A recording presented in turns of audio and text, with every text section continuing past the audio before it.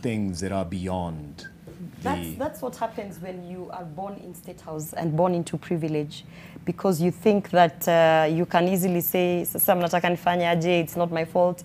It's not your fault that these things happen, but you do realize that we elected you to respond to crises like this. So I feel like his mode of approach he was being a crybaby. Mnataka nifanye nini? Mnataka, you are supposed to be a leader, a decisive leader who can actually come out and say, COVID has happened. They received tremendous amount of money. Up till today, we cannot account for the money that they received for COVID. So whose fault is it then, Mr. President, that you cannot account for that money? And if you say it's not your fault that Ukraine happened, if we are feeling the impacts of Ukraine, what are you doing about that? We have embassies, we have our ambassadors everywhere. So, I mean, there's the issue of the diplomacy and stuff like that. So, yeah, Mr. President, it's not your fault that we had a national pandemic or an international pandemic, a world global pandemic, but it is your fault that we did not have a resiliency plan to recover from that pandemic. And it is still his fault now that we are still in the economic mess that we are in right now.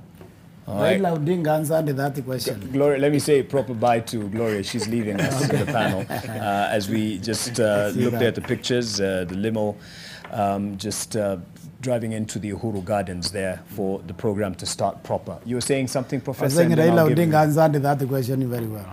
Which he question? Said the question on who to blame for. Yes, right. He said our economy was ruined by over-borrowing and overstealing. According to, yes, Ukraine and the COVID-19 are both innocent. They have nothing to do with the situation we have. That's May 2nd. It has got nothing to do with what we So those are both innocent. This must, we have borrowed and overstole. Yes. So Dismas, you had something to interject there on.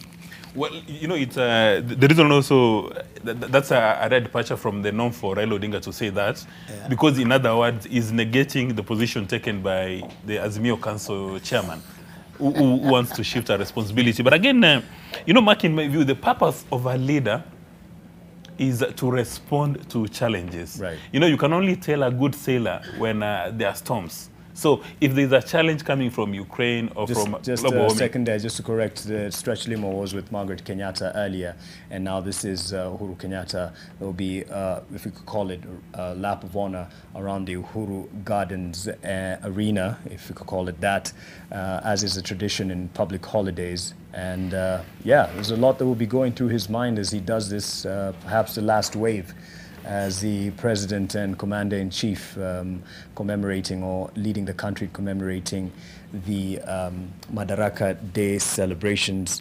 And this will be quite a big deal for him, being one of the last ones, as he will be on that particular vehicle that is associated with power and associated with the Commander-in-Chief of the Armed Forces.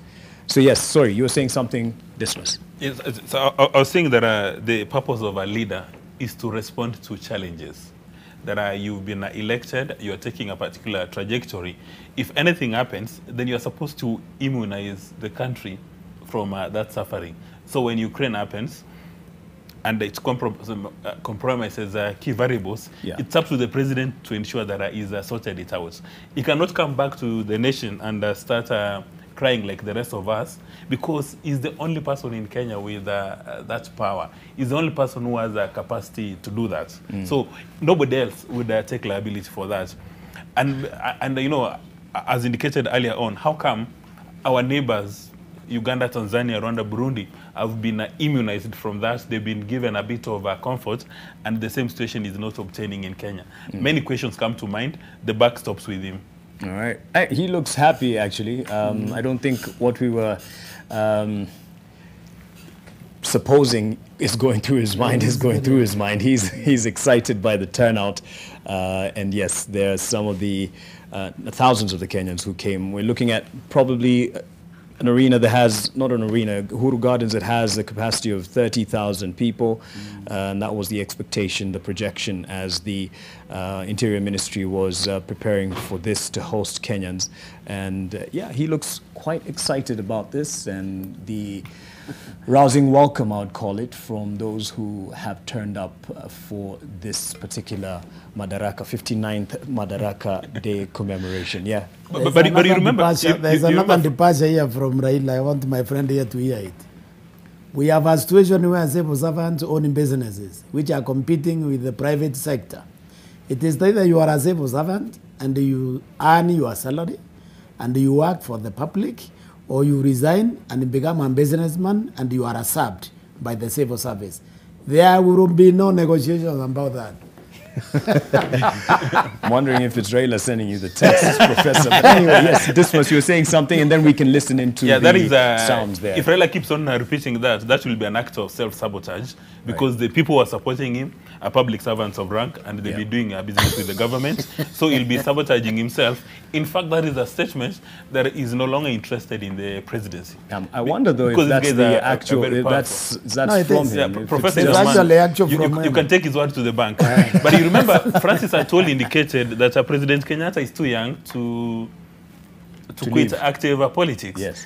And Raila Odinga indicated that if he becomes president, he will maintain him as an advisor. So I'm wondering that if Raila Odinga is president and President Kenyatta comes for this function, how he'll be treated, whether he'll still be given a motorcade like he's spoils. treated. Yes. Was he spoiled? All right, I believe, gentlemen, we can probably listen in. People want to hear more of what's happening at Uhuru Gardens, just to take in the sounds from there.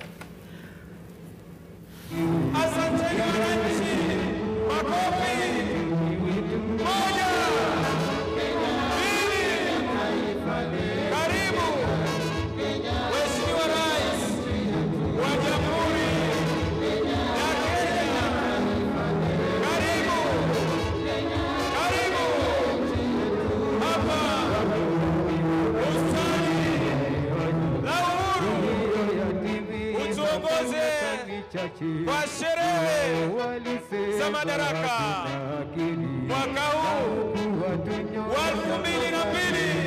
wameshakuwa na vigelegele kwa Mheshimiwa Rais. Karibu Mheshimiwa Rais, karibu. Makofi. 1, 2, karibu.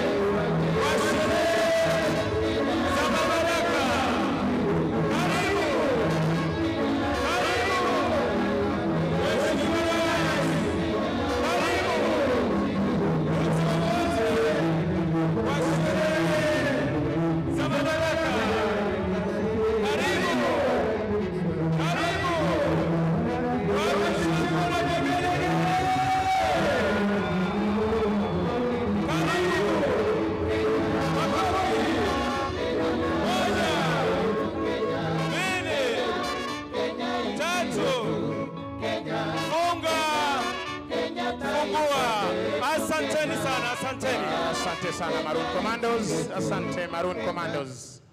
Niombe tubaki tukiwa tumesimama kwa wimbo wa taifa na wimbo wa Jumuiya ya Afrika Mashariki, na waliovalia kofia zisizo rasmi waweze kuzivua tafadhali.